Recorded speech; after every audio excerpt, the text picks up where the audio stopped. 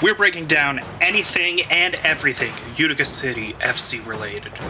This is the Keeper's Corner podcast with your hosts, Matt Sterling and Brandon Brooks. Let's get into it. Hello.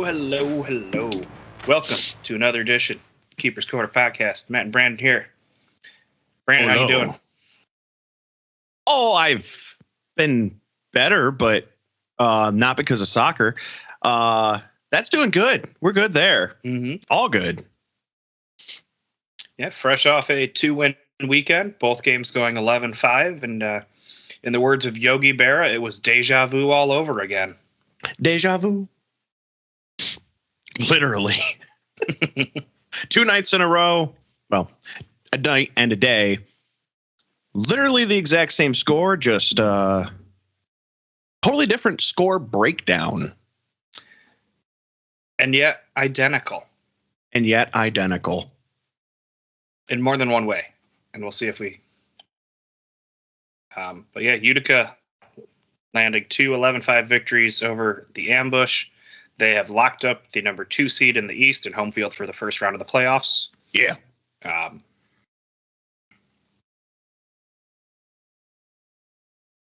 What is... Hubert? I don't... Brandon, your mic's too quiet, apparently. Oh?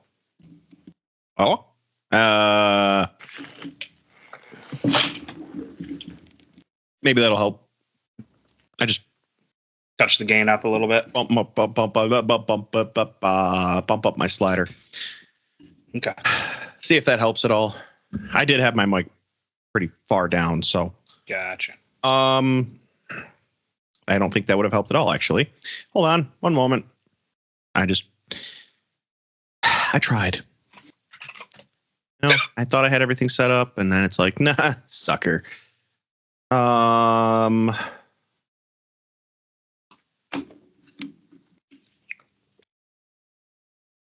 you're doing that. Yeah. Let's just doesn't, but it's fine. Wow. I think that maybe the should be fixed. I think that should be a little bit better. I needed to program my slider properly. It wasn't right. It wasn't good. Okay. Well, if that's all fixed, that is one thing out of the way for us, and then we could talk Utica City here. Yeah, I mean that's kind of why we're here, isn't it? Yeah, I guess. 2 games, as we were saying, 11-5, both of them. I don't think there's a whole lot. I mean, yeah, we got to talk about it, but I don't think there's a whole lot to talk about. You know what I mean? Yeah, I mean, you could take care of business. Plain and simple, Yeah. We did what we needed to do. Got through both games with a win. Got the 6 points. Locked up second in the East because we know we're not getting first. That's a given. Yeah, I mean, we did what we needed to do. And there's not much more than that. No, not at all. It was Utica taking care of business as Utica has done. Yeah. All against the teams that they're supposed to beat. Outside of St. Louis holding a lead for about a minute and 15 seconds in the first game, it was all Utica all the way. Yeah. Yeah, Utica controlled these games. We definitely flexed our muscles, at least. And I would say in both of them, honestly. I mean, I know it's St. Louis and, they're lower down on the spectrum of things, of the league. But again, we always say don't write off teams. They didn't write them off, but they definitely put them down. Mm-hmm. I guess we'll talk about just the way we did the last time we had back-to-back weekends. We'll do stats and play that changed for each game, and then positive and what needs to change for both of them together. Love it. So for Saturday night, Brandon, what was your stat that told the story in that one? Saturday night. Okay, gotta get him straight here. just because we so I was kind of trying to think about this one because I mean Sunday is a little bit more obvious for a stat that kind of tells the story about it. And honestly, this one kind of, I would say, kind of throws back to an old favorite. Dogs. That's really quiet on my end. It is really quiet on my end too. You might want to turn that up. Yeah, it's because I made the changes I told you about before this. That's why. So things aren't being controlled properly. But it's Sogs. We completely outshot the ambush by a margin of 10. We shot 33 times, they shot 23. And so literally a third of ours went in because we had 11 goals, 33 shots. I mean, the math can't be much easier. The ambush only had, 23 and they only got 5. So, I mean, we definitely outshot them and clearly outscored them. Yeah, it was very offensively focused for both these teams. But both these games were just super aggressive though. Like it was fun to watch both. So yeah. So you're taking the Sogs. Well, I'm going back to a tried and true favorite of my own, goalkeeping. That was my other choice. Goalkeeping. Andrew Coughlin, 14 saves on 18 shot attempts. Another 7.78 save percentage day. Unfortunately, that blue card, and I will talk about that shootout later. Yeah. Because I'm not holding that goal against Wilkin at all. But that was what it, Andrew Coughlin doing Andrew Coughlin things. Oh yeah. No, he was on point in his game. And I mean, what else is there to say? He was on point. He was all over the place, up in the air, on the ground, left, right, sideways. He was on top of it. Yeah. Great team effort, but it starts in the back some days, and this one it certainly did. Absolutely. Play that changed the game. I'm going to take it first because you just went first on that one. By all means. That is, I'm going to say Locker deciding to pull Ogaz and put Barroso in for the second half. It was a much tighter game in the second half. Much tighter. Save rate wise, not as different as you would think. Barroso actually had a lower save percentage. But I think Utica saw that as, they're going to their backup. We kind of let off the gas a little bit. Yeah. And, it didn't punish him nearly as much. 20 shots got to Ogaz in the first half versus 11 for Barroso in the second. We definitely, it felt like we were taking our foot off the gas in the second half. It's like, okay, are we, we're up at the end of the second, we're up 7-2. It's like, yeah, but why not get more? That was Barroso's first game at the M1 level. He'd been playing down at M2 for the Ambush 2 all year. Yeah. But yeah, I think that's where things changed. In Utica's mind, it signified that, all right, they're done. We're going to kind of put this on cruise control and stay at flying altitude until we have to land this baby. Yeah. I mean, I'm not usually a fan of taking the foot off the gas because it's come back and bitten us before. But, and I still wasn't a fan of it here. But yeah, we wrote it a little bit, and then it's like, okay, they scored a couple. Now it's time to put them back down, and that's what we did. So it never got to the, hey, this game's getting competitive point again. We kept a 5-point lead the entire game. So at least 5 points. Mm-hmm. Once we got to that point. Points. So I've been sitting here trying to think about one, trying to find one as we're talking, like reviewing, because I didn't rewatch it. Mm-hmm. But I was there for it. I was watching this one remote, and I'm sitting here trying to think of. Yeah, somebody wanted to go watch a movie instead of watching Utica. Was it at least worth it? Like, you left there and you'd give that movie at least an 8 out of 10.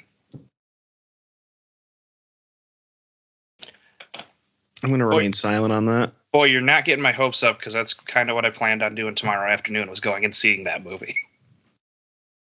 I don't know if I could give it that. Ooh. And you know how much I love that franchise. Yeah. I need to. Let's just, for those that are curious, I went and saw Ghostbusters Frozen Empire Saturday instead of coming to the game. I know, blasphemy. But, I'm a big ghost head, literally a part of a charitable organization in Ghostbusters Central New York, doing stuff like that. And yeah. Go in with low expectations. How about that? And you'll be fine. Okay. Anyway. So I'm trying to think if there was any of them that really anything specific that stuck out in my mind. Mm-hmm. And I remember the assist for Coughlin and Moe. It wasn't a game changer, but it is a play that stuck out in my head just because it was reminiscent of Andrew Coughlin, the assist machine that we had last season. Mm-hmm. And the fact that he did it with Moe, who was not here last season. I don't know. Like I said, it stuck out in my head. Again, not a play that changed the game. I don't really have one. Just because this is kind of all Utica. Yeah. So it's like, I agree with yours because it did change the way the game went for a little while. But this one just kind of said to me, hey, this team is in sync.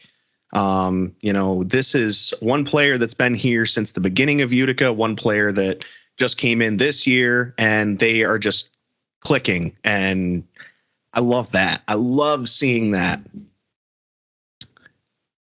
So that's probably what I'd have to go with. And Steve, I saw those and I want them. Sorry. Side note. It's like it was a great assist. Nice little move from Moe on that one. Yep.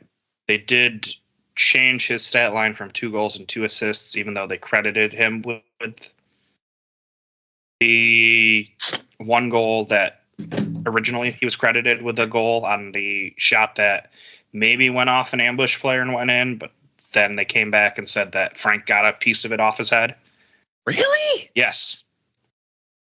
I didn't think so. Yes, they credited that one to Frank. Yeah, I the way that the angle looked on the camera, mm-hmm. Frank's head was not in the right position for that to go that angle. The St. Louis player, the ambush player was. Unless it hit the ambush player's head and then skimmed off of Frank. I guess, yeah. That's about the only way that... But, yeah, he ended up with a hat trick in that first game. I guess we should have asked him.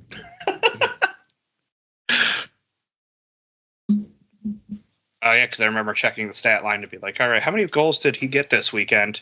Last night, and I saw 2 goals and 1 assist in the first game, and then I wake up this morning and I'm pulling up to go over for plays that changed and stats and all that, and I'm like, wait, when did he get a 3rd goal? What changed? Yeah, because I was really hoping he was going to get the hat trick that night, and he didn't. But apparently now he has. Mm-hmm. That brings us to Sunday. I feel like you want to take the stat that tells the story on this one. Oh, I don't know.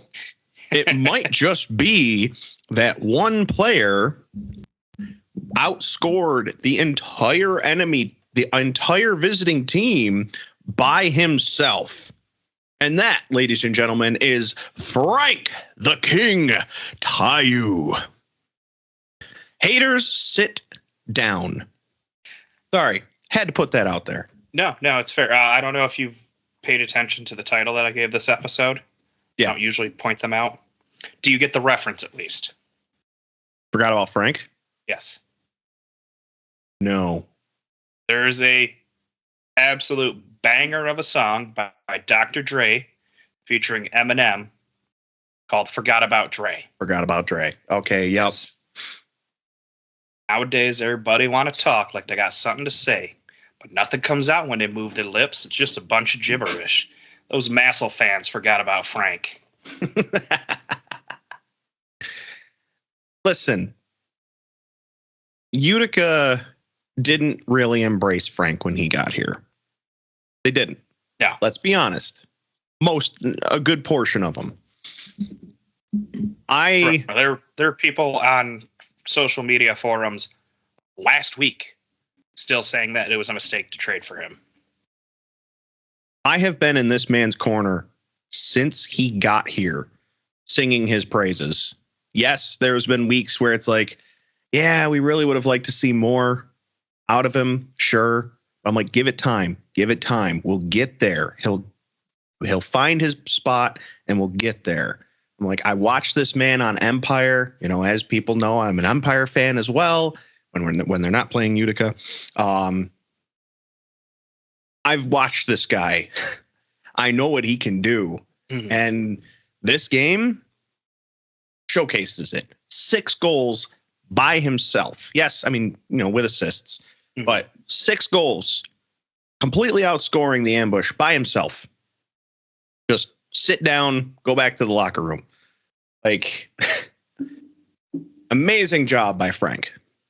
That's not to take away from the other goals that came, but this man did an amazing job, put on a great show for the fans that didn't seem to like him. And what more do you want now? Are you not entertained? Now we should be seeing another plaque awarded at the playoff game because with the 6th goal and that reattribute of the goal on Saturday, Franck Tayou became the first player in MASL history to score 400 goals. Yep. He came into the season leading in that category. Slow start, some injuries. Ian Bennett passed him. And in one weekend, he opened up a lead again. Now, Ian's injured, missed some time. Yep. But Frank was injured, missed some time. And Ian had the benefit of remaining at the same club in the same system that he's been playing under for years. Right. Yep, definitely had a big advantage in that category, and Frank passed him. Even with the adjustments, even with the injury, still ended up getting to that 400 before him. And one of the things that I've been talking about for a few weeks. Sorry, not to go on a tangent, but it is pertinent. What have I been saying we need to do with Frank? Get him the ball in the middle of the field. In the middle. Exactly. I talked to him after the game. Yeah. I talked to him at 72, and I'm like, he said it before I could say it. Like, if they can get it to me in the middle, I can do stuff with it. I'm like, yeah. I'm watching him dump it to you in the corner, and I'm like, there's nothing. He just gets bodied, and there's not much he can do except pass it away. But when he gets it in the middle, it doesn't matter how many people are around him. He had 4 people around him for one of those goals, and he still scored. Like, you get it to him in the right spot. This man is he's a monster. But nobody could see that because we weren't utilizing him properly.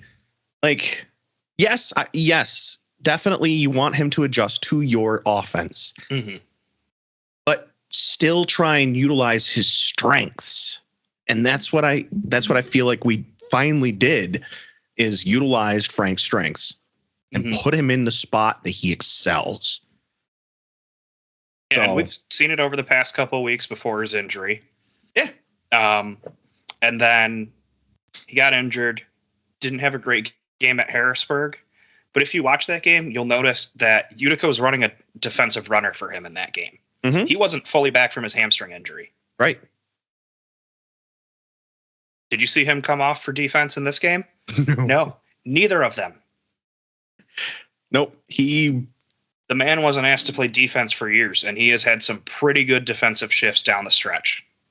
That's what I was saying, just yesterday when he was playing. I'm like, man, he got a couple of good steals. Like, that is, seeing him on defense. It's like, hey, you haven't really, for somebody who hasn't really done this, pretty good at it.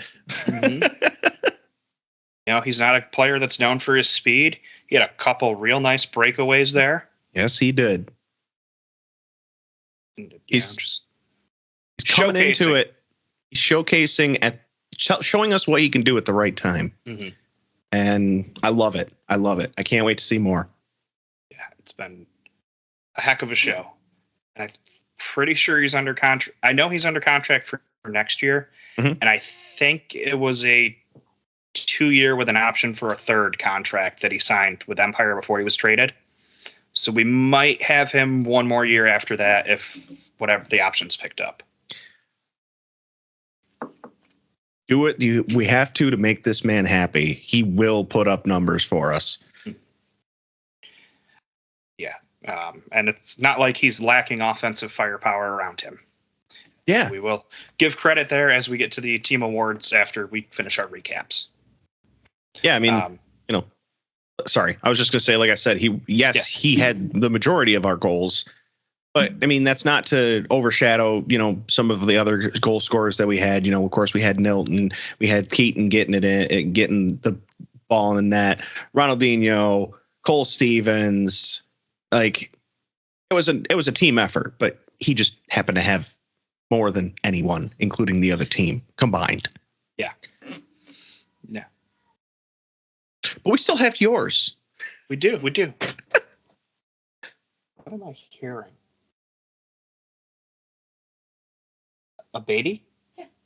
Are you picking it up on the mic? Because I'm hearing it through my headphones. I heard it a little bit, whatever it was. I didn't know what it was. Next door? Yeah. Okay, that's new. And their grandson. Yeah, that's new. Haven't had that before. I just hear this whine coming through my headphones. I'm like, is my computer about to explode? Yeah, that's all it sounded like to me, was just a whine.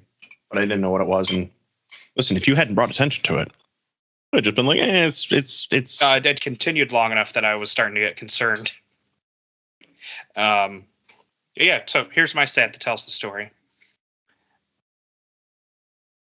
And we, point out how it's kind of funny that both games went 11-5.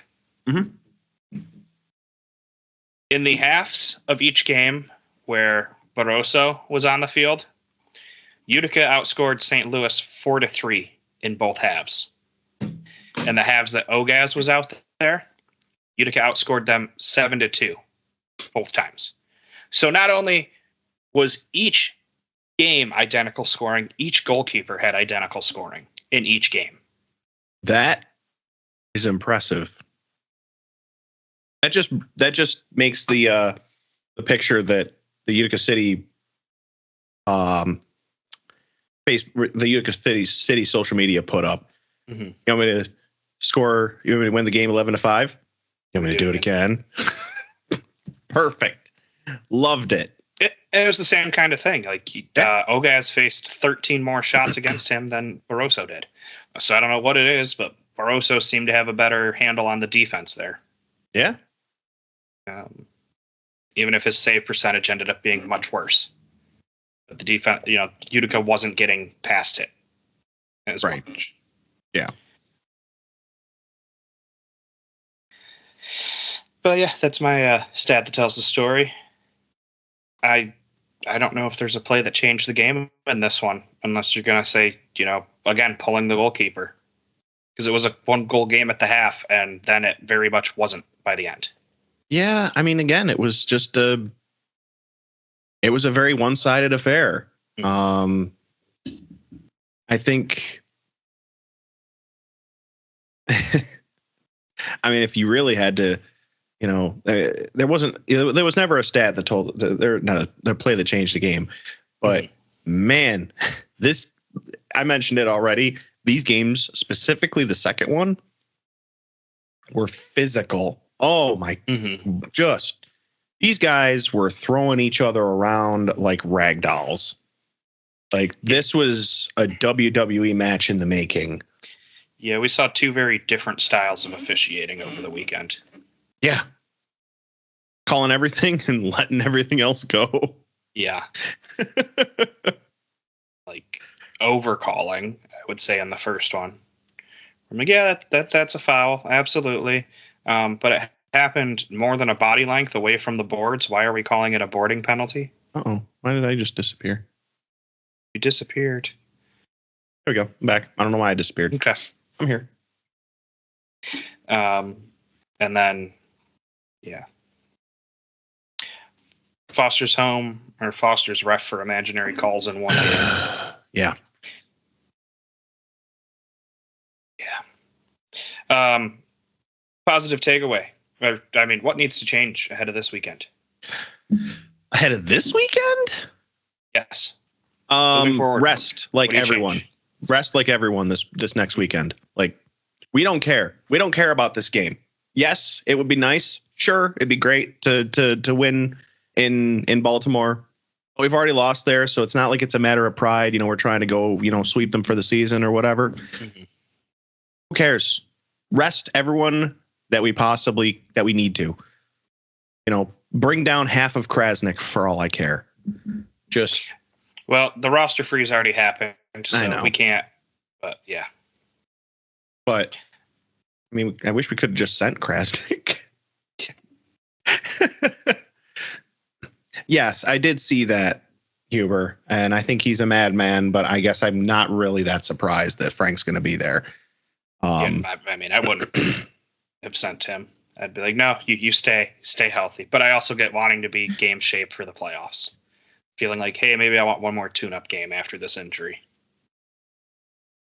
Just play around, keep putting him in the middle, and let's just feed him the ball and see what happens. Why not? Look, if he hits the turf once and takes more than a second to pop back up, be like, all right, your day's done. We're not risking this. Yeah, no. We definitely need to be cautious with him because Baltimore has nothing to play for right now. They're out. So if they really want to, like, not that I'm saying they have any sort of ill intent, but they could be out, they could be out to ruin our season, ruin our playoff chances. Again, I'm not saying that they have any ill intent. I do not want this misconstrued. It's just, it's a solid way, a solid reasoning that, hey, they're going to play physical. Yeah. Just like St. Louis just did yesterday. That's possibly why they were playing so physical. It's like, we're going to leave you battered and bruised. We know we're going to lose, but hey, you're going to have a hard time going forward. You're going to remember this game. Yeah. You're going to feel it tomorrow. Yeah, exactly. The last Baltimore game wasn't good either for us for injuries. So it's like, let's not have a repeat. If somebody, like you said, Frank goes down for too long, you're done. Stay off the field. We'll play somebody else in your place, like that just can go out and get experience. This game means nothing to us. I know I'm getting ahead of myself, but that's what needs to change for this weekend. Like, rest everybody we can. We don't need to do anything this weekend. Yeah. There's nothing to prove. There's nothing to gain. There's only things to lose. Yeah, we got to be careful. Let these guys that you added to the roster last minute get a chance to see some MASL experience. Yeah. Send Damon and Ricky and Berger and Stevens and Albert and Julian. Let him start in goal. I was I was going to save that until we started talking about the game. I want to see Julian in goal. But yeah. Don't let Nilton play. Don't let him risk picking up a blue card and having to serve a suspension in the first game. Yes. But I guess to get back on topic with what I think needs to change, our power play could still be a little better. Could use a little tune-up. It looked better in the second half of the season than the first, but not a lot. And at times it was very ugly, a la giving up a shorthanded goal yesterday. Mm-hmm. Mm-hmm. Yeah. That's too common an occurrence. Yeah. We've seen that too many times this year. Yeah. We've given up way too many. It's concerning.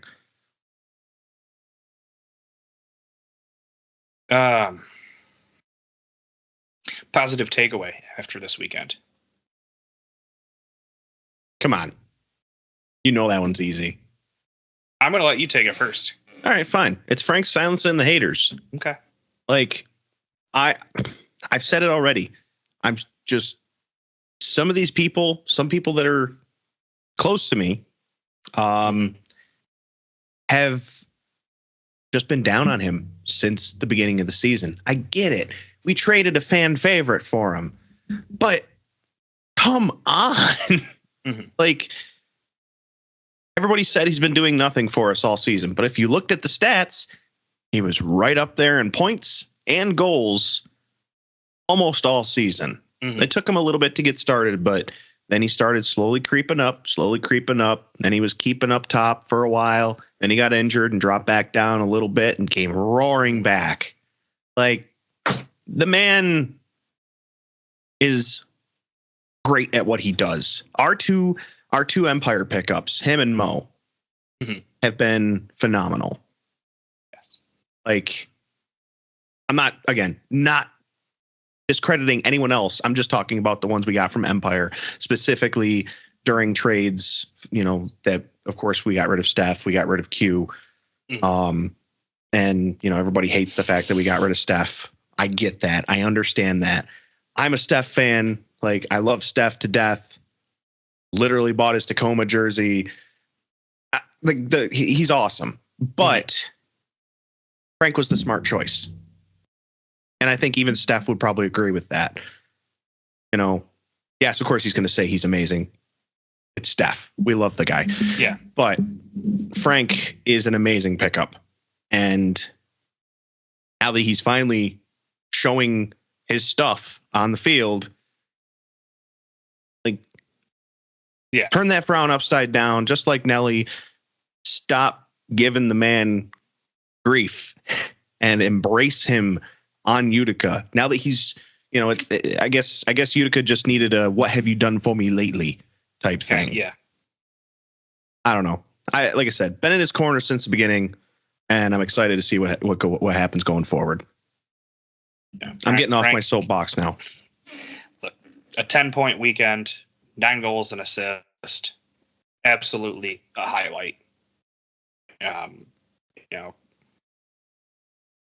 All hail the king, return of the king, whatever you want to call it. We are not worthy from. I am blanking on that movie right now. Mike Myers. What? Oh. No. Mike Myers, Dana Carvey, Gary. 90s movie was an SNL sketch turned into a movie. Wayne's World. Yes, thank you. Yeah. Complete blanking on it. Yeah. My next clue was going to be Bohemian Rhapsody. Well, I was thinking, that's why I said Bill and Ted, because that was it wasn't the same thing, but it was a similar movie around the same time. Yeah. And then you said Michael Myers. I'm like, no, it's not. And then it started clicking. No, Mike Myers is the comedic actor. Michael Myers is the slashing murderer. And then you get them crossed, and you have Shrek with a Halloween mask on. All right. Well, about my positive takeaway? No. Too bad. You're going to give it to me anyway. Yeah. The positive takeaway from this weekend is not only do we have home field advantage for the first round of the playoffs, but thanks to the fun travel schedule for San Diego and a very tough final 2 games for Milwaukee, Utica gets to play Kansas City in the first round. And those games have always been good. Mm-hmm. Even if the last one was ugly, it was a tough travel schedule for Utica that weekend, and they were short players. Yep. When everybody was there and healthy for the first game between the two teams, it was a very, very good, hard-fought overtime battle at Kansas City. Yes, it was. The one at Utica, everything kind of went Utica's way. Kansas City was in the middle of a losing streak. They've since won 6 in a row to close out the season. They look really good. This should be a battle for the ages. Couldn't have said it better. And we avoid Monterey in the first round. Yes. Though unlikely, was still technically a possibility coming into the weekend. Yes, it was. It was a possibility, and until it wasn't. Yeah.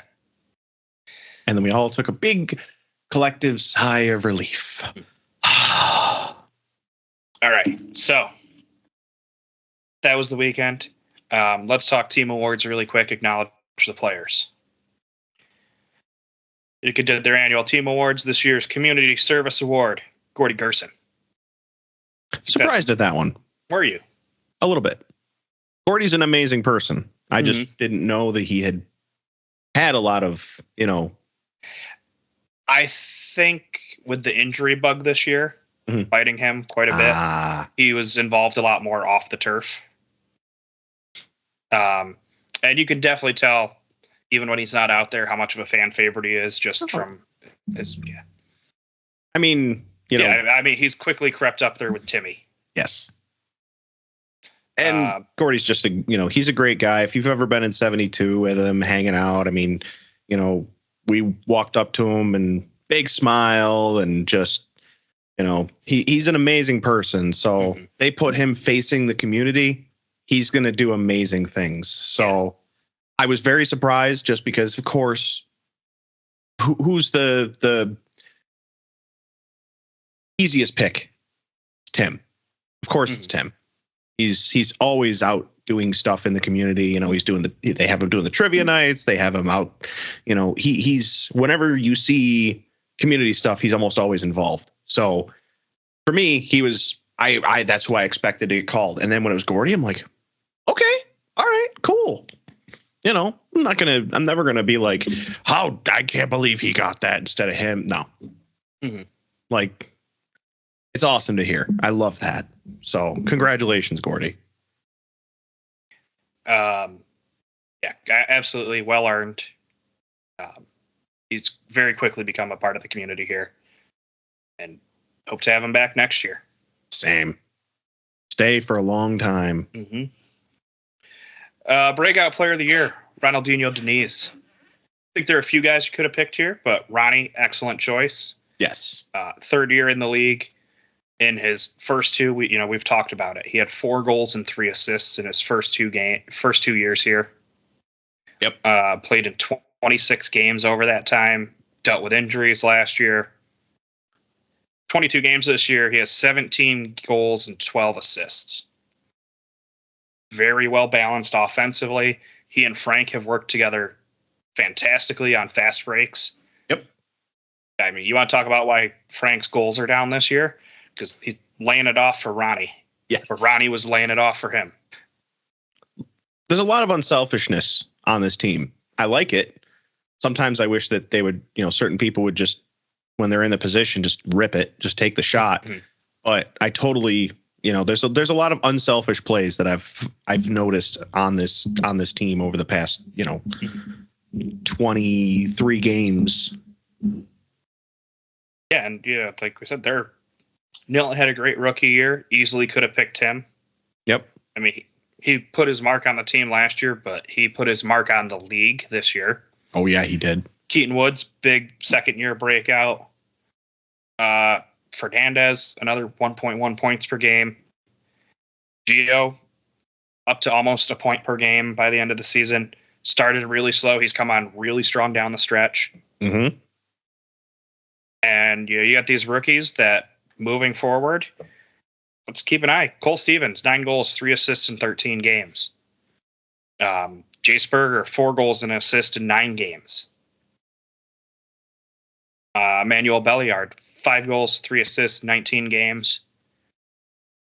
His technical skill looks really good. I mean, he's dribbled around a few guys this year and made them look silly. Yep. I think just getting used to the physicality of this league is going to, take him a little bit of time. But he could have a big year next year. And we'll see what some of these other guys do when they're brought in, like Kelvin, like DJ.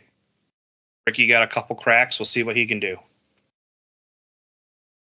But there is depth upon depth upon depth on this team. Yes, there is. And Ronnie went from, a 14th, 15th, 16th guy in the rotation to early season dark horse candidate for MVP to a very, very good offensive player. Yeah, there was a lot of, like you said, there was just so many choices for this one. It could have been, a handful of players, and they all deserved it. Mm-hmm. So, let's see. The next award on the list, player with the most heart, Dylan Hundell. Heart and hustle, I absolutely agree. He stepped into the captain's role that was not expected at the beginning of the season before Nate picked up that hip injury. I think he led the team well on the field, as I'm sure off the field as well. Not a big stat line guy. Did a very good job, in my opinion, when it came time to talk with the refs. To intervene between player A and the refs. Yes. Didn't matter who it was. Yes, he had, quote unquote, great power thrust upon him. Mm-hmm. Being put into the captain's position completely kind of, I don't want to say out of nowhere, but I'm sure it was not something he was initially expecting to do this season. And he has excelled at it. He has proven that, once Nate comes back, if we do co-captains, he deserves to wear that second armband for sure. He has been a pillar of the team. Mm-hmm. And it's, I didn't think I would be saying that, when he originally came on the team. It's like, oh, great, we signed this guy from Harrisburg. That's surprising. But yeah, you're like a defensive midfielder, okay.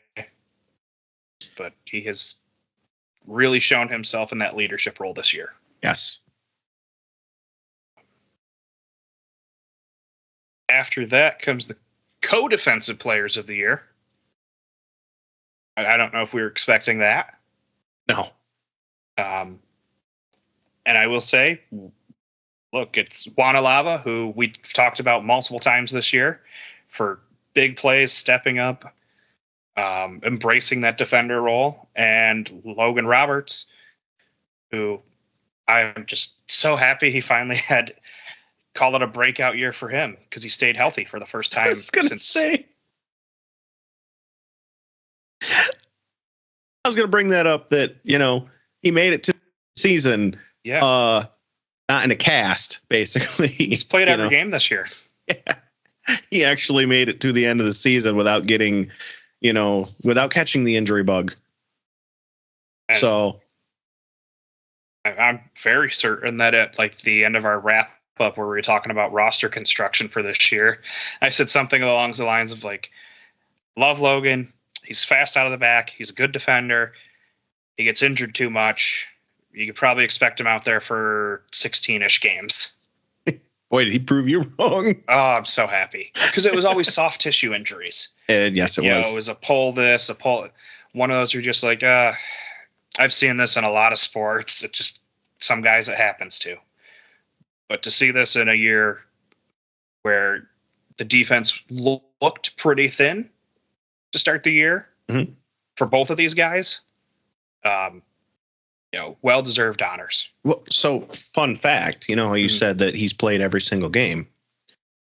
There's only 2 other players that have played every single game. Do you know who they are? Without looking? Alava. That's number 2. And Gio Alves. Good job. Yeah, that's the only 3. The only 3 players that have played every single game. Gio, Logan, Juan. For Juan and Logan to get that defender award. I mean, I'll be honest. I was a little surprised that Nelly wasn't in the picture because he's been a great defender for us as well. Mm-hmm. But Logan still deserved this all the same, and Juan, there was no question. Question. I'm surprised they didn't play him on Sunday, Nelson. Yeah, he was. Because the suspension was up. Yeah, I think it was just, give him the extra time. Like they didn't need him on the field. Rest him. Yeah, I know how much my day-to-day job bangs up my body sometimes. And I'm 15 years younger than him, and not playing not in a job where I am running into people and getting tripped and getting punched or punching or let the man rest before the playoffs. Yeah, and I mean, with how physical that game was, he would have been physical right back. So you never know what would have happened, what could have happened. Mm-hmm. The last thing we would have needed is him to get a red card. Although he would have been out for Baltimore, so yeah. And then, I don't know if you would call this one a shocker, but heading into the weekend, I don't think it would have been. The team MVP, Nilton De Andrade. Yeah, not a surprise. I know it was going to be between him and Frank. Mm-hmm. Just because, I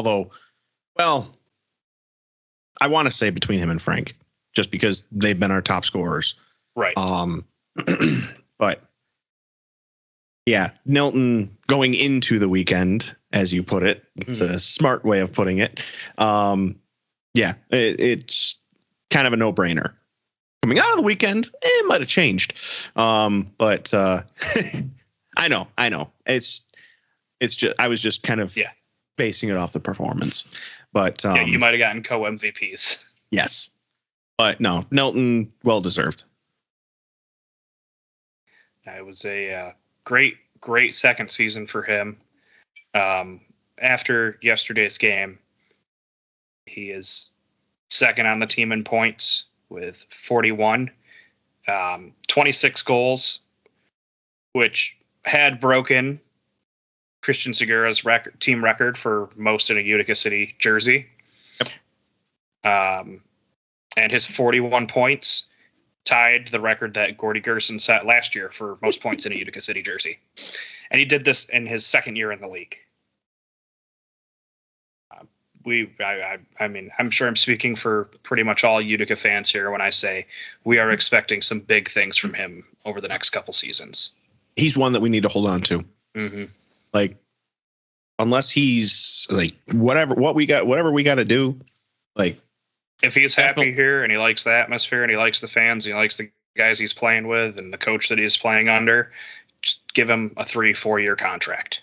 Yeah. He's gonna put out, you can see that he's gonna, do good things for us. So, go for it. I think he's one to bank on for sure. And those are the team awards. Like I said, congratulations, everybody. Woo! The home season is in the books. We have one game left. Yeah. And though Nilton briefly held those honors of the record book, Frank's performance and the reaccredited goal put him ahead in both categories. Frank just came back and said, mine.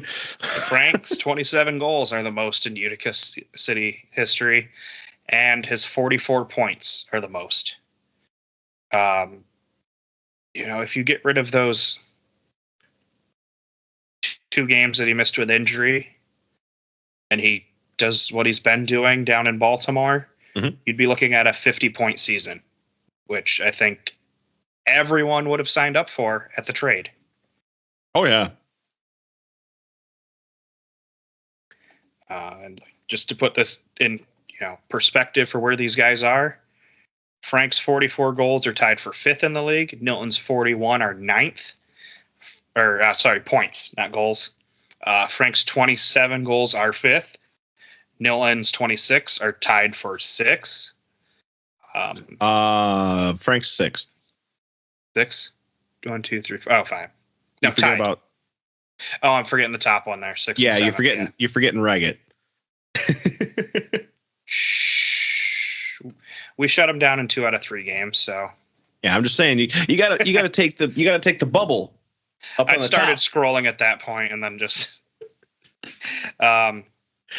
we mentioned Mo being a great trade acquisition. His 20 assists are 4th in the league. Yep. Frank's 2.1 points are tied for 7th. He had a shorthanded goal. Nilton had 2 shorthanded goals. Nilton and Chino are tied with 4 game-winning goals for second in the league. Offensively, this team was what we thought they could be. Yeah. Yes, they are. Defensively, they tightened it up a little bit. Definitely with the limited amount of depth that this team has on defense. I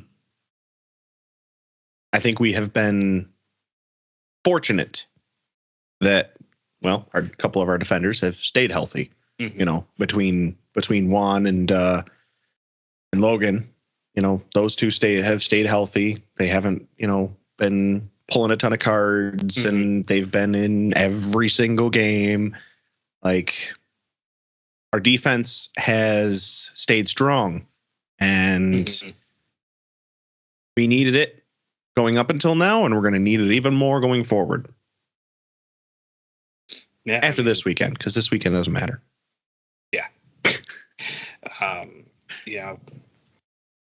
And I think the one thing that kept Coughlin from being in discussion for team MVP was missed a couple games to injury, missed a couple to illness. Yes. But I want to put that out there. His 5.288 goals allowed against is the 3rd best of his career in a season where he played at least 10 games. And his .715 save percentage is the best. Brandon, I don't know what you're doing, but because it's off. Okay, now I know. But because I have my Skype set up for half the window, it just looked like your head was going offline, and you were just gonna rip a fat line. I'm eating soup. Just bring the food to your mouth, not your mouth to the food. Listen, I have a square window frame, and I just see. As someone who periodically streams, I don't normally eat on stream. I will go off to the side, go over here or down here, and eat off camera.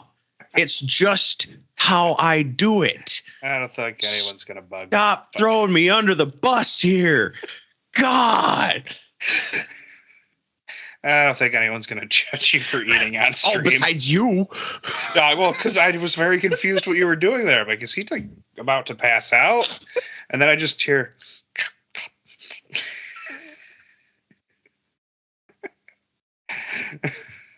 I hate it here. I want to go home. Oh, wait. Good thing you're already there. Yeah. All right, so playoff matchup set. We'll worry about that when we actually get the dates.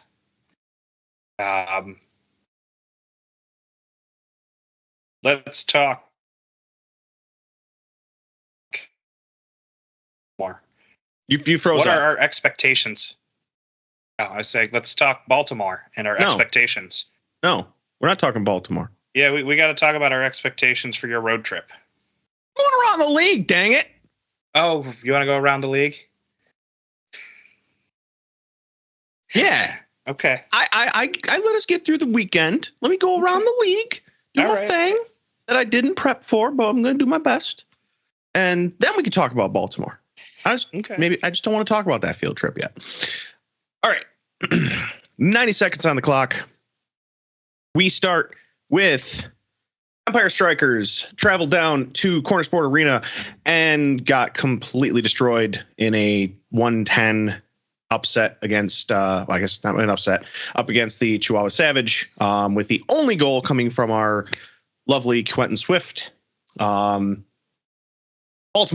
went down to Mesquite and did not fare so well against the Texas Outlaws in a 9-4 loss, with a Vinny Dantas hat trick. So that one probably hurt a little bit. San Diego struggled in Milwaukee with a 3-2 victory over the Wave, which of course set in motion some of the playoff implications for us.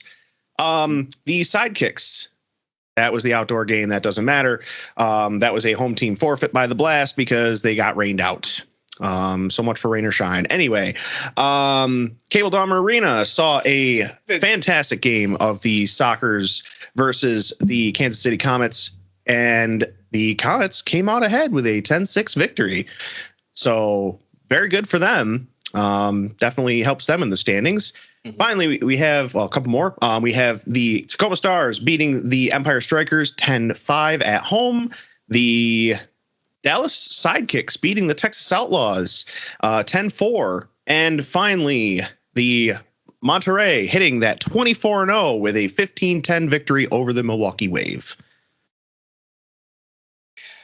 So I guess two things I want to touch on to follow that up. Baltimore, I understand the rain out. They were calling for 1 inch to 2 inches of rain. Yeah. And then I think there was travel involved. So, the Sidekicks played at home on Sunday. So it's not like they could move the game a day. We know how much snow we got up here. 2 inches of rain. I mean, if we got hit that heavy, the kind of weather we had, we'd be looking at like 20 inches of snow. Yeah. That was out of Baltimore's hands, but I had mentioned a few times. Could you imagine trying to play soccer outdoors as it's snowing 2 to 3 inches an hour? I think it would have been so much worse if that was how they got knocked out. Oh, yeah, absolutely. Listen, that everybody knows there's no love lost between Baltimore and Utica. I would have felt for them if that was the case. If that was what happened, that would have been awful. And that just is real cruddy if that's how they had gotten knocked out. Luckily it wasn't, but it could have been. And then the other thing, Monterey. So the league acknowledged it as a perfect season. We know it's not. No. And they dropped 2 points. 24-0, absolutely commendable. Incredibly impressive. Technically, it's 22-0-0. Yeah. And it's like in baseball, where a pitcher throws a perfect game, but it's actually a no-hitter because a defender made an error behind them. It's not their fault that the guy couldn't make the play. It's not their fault that the league switched to this point system instead of just going with wins and losses. Mm-hmm. Which, Milwaukee, you're actually in the 4 seed, even though you have a better overall record than Kansas City. And that happened last year in the playoffs with Utica being down a couple spots in seeding because, we went to overtime more than other teams, and our losses we won in overtime more than other teams, but they lost in overtime more than us. Yes. So they made up. Yeah. Sorry, we lost in regulation. How dare you lose it all? I did like someone's proposal I saw, which was to get rid of the shootout at the end if it goes through the 10-minute. And it's just 3 points if you win, 0 if you lose, and each team gets a point if it goes to a tie. Yeah, and one goes to the and one goes to the refs. That's where the third point goes. They get no points. I'm hoping that a certain someone sees the message I sent in our group chat mentioning them, because I am very confused after reading the rules about why on that shootout with Wilkin where the ball is 5 foot over his hands and it hits the frame of the goal and then goes up into the ceiling. Yeah.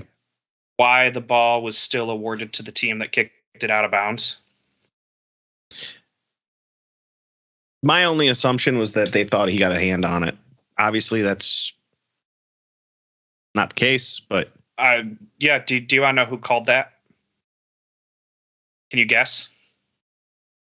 Do I want to? Is the better question. It was Foster. Yeah.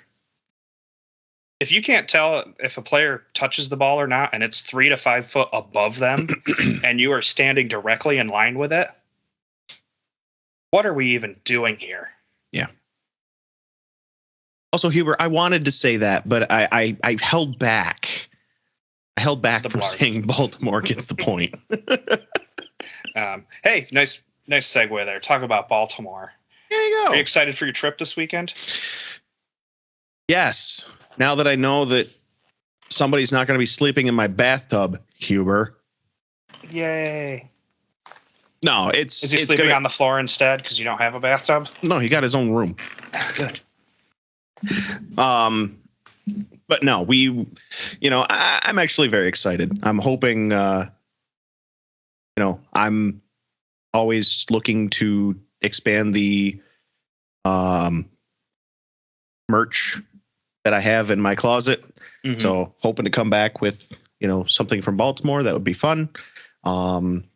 Just because maybe they'll be selling the t-shirts that they had made for the outdoor game. Ouch. That would be the perfect thing.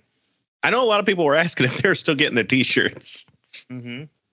No, I mean, it's gonna be nice. I want to try and hit, a lot of these different arenas over the however long, we have Utica. It's just a fun little thing to try and do. Someday I really want to make it out to Empire. I am very jealous that I have not made it. Because I know you and Hewer have made the trip. So I would like their seating in the odd. That is all I can say. Look, cushion seats with cup holders are definitely superior.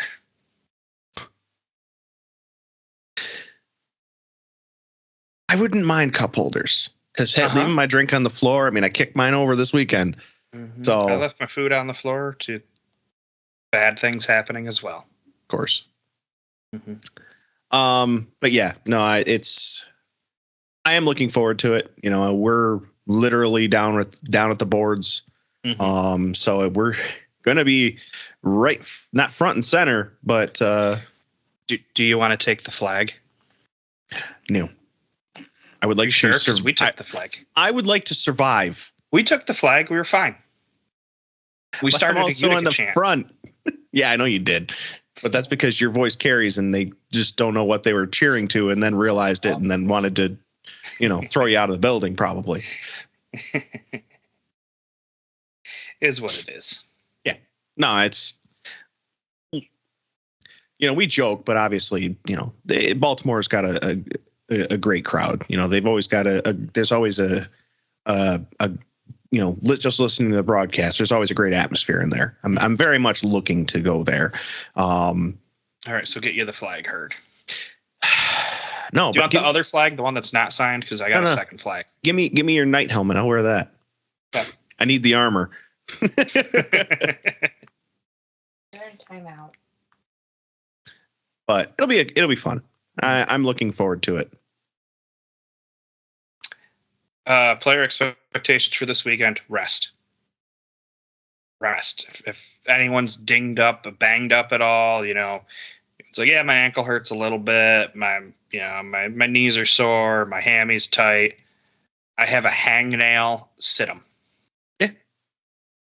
Yeah. Don't take no unnecessary risks. Predictions? No. Not happening in this one because it's too much of a wild card. Yeah. It's a game that doesn't matter in playoff standings. It doesn't matter for seizing. It matters for pride for Baltimore, and that's it. I was gonna say it's essentially an exhibition game. Yeah.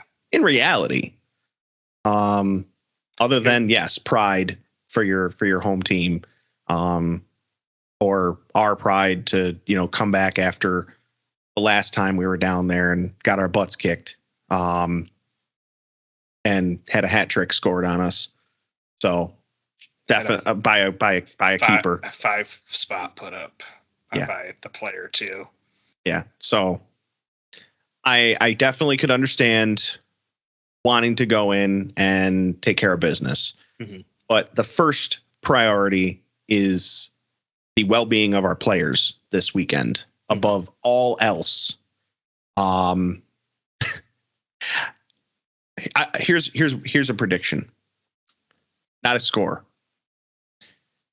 It's more of a question. Okay. Do we see the same availability report from Baltimore that we've seen the past few weeks? That's what I want to know. Probably. Like, I know there was some tiff about something or other, somebody listed as being out and then not being out, something like that. And then basically their entire roster all of a sudden started showing up as probable. So I think last week it just said, see the game sheet or something like that. Didn't even bother putting it up. So I'm just curious to see what shows up there. That's my prediction is I think that it'll show up there yet again. But yeah, I'm not doing any sort of prediction because, yeah, like you said, it's just. Yeah, my prediction is we're going to see, if they're healthy, Timmy, Rafa, Albert. Yeah, I know. I'm saying if they're healthy. Talking to Rafa, you're not seeing him this weekend. Okay. He's still banged up.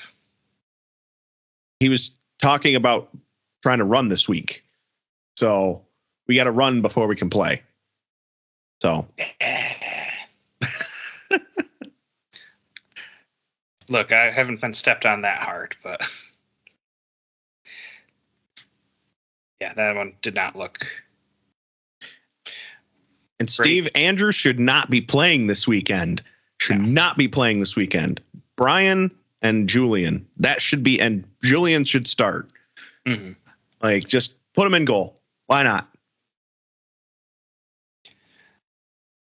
I think that's everything from us. Yeah.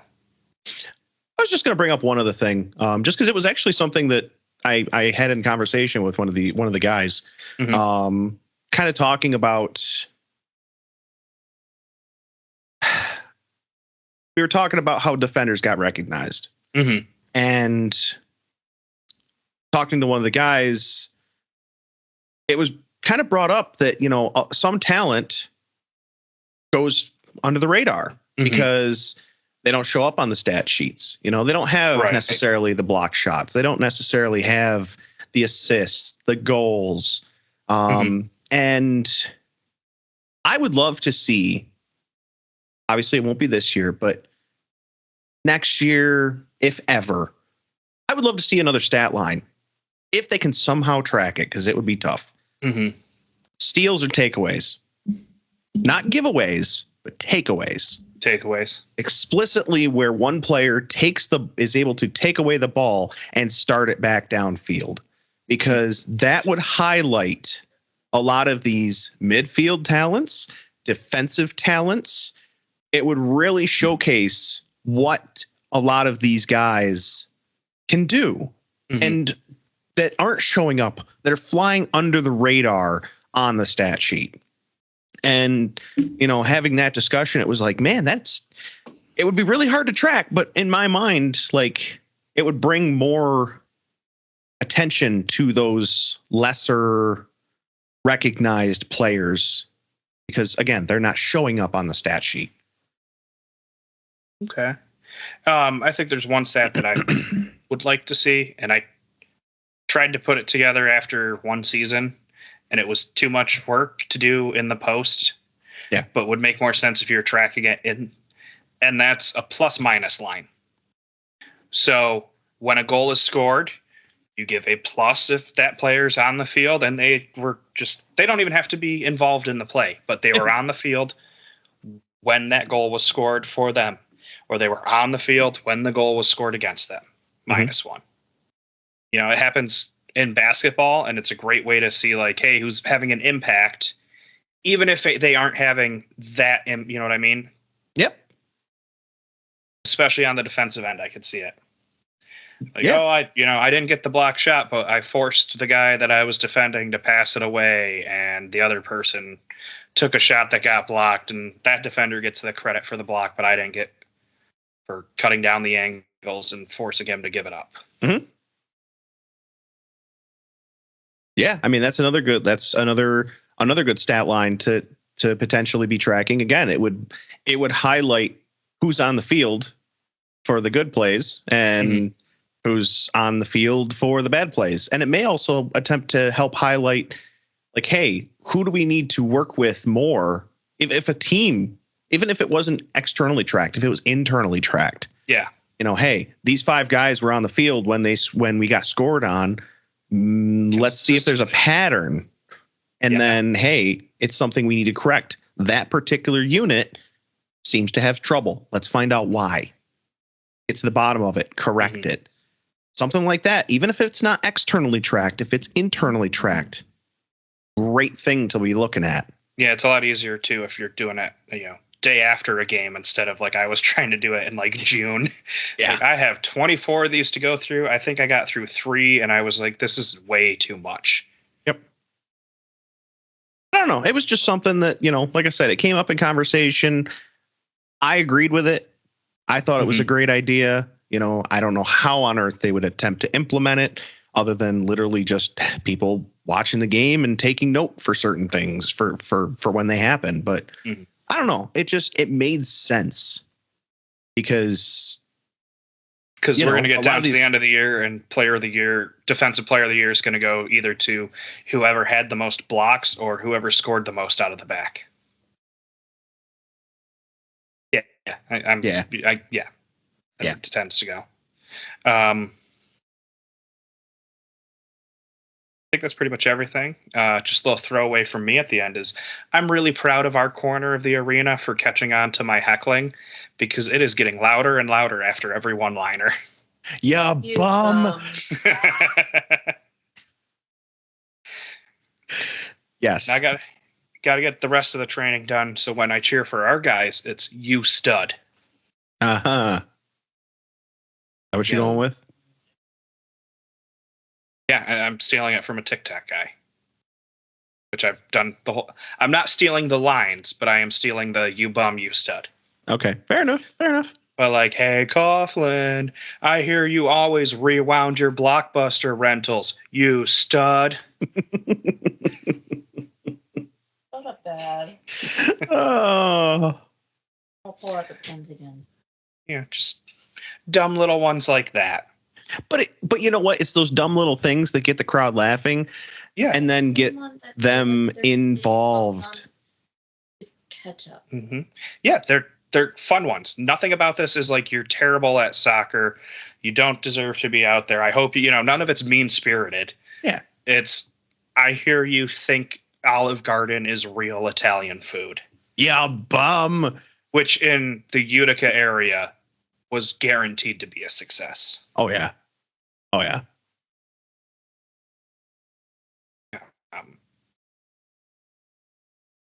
mean, I sent one personal one towards the St. Louis coach, but when you kind of force a coach out because you don't see eye to eye with them, and then they go to another team and they beat you every time they play you, that might hurt a little bit. And having that pointed out might hurt a little bit. Yeah, and then he got red carded that game. I know. I was sad. I had all my heckles planned for him that day. I wasn't going to even deal with the players. I just wanted to harass him. You wanted him. Yes. You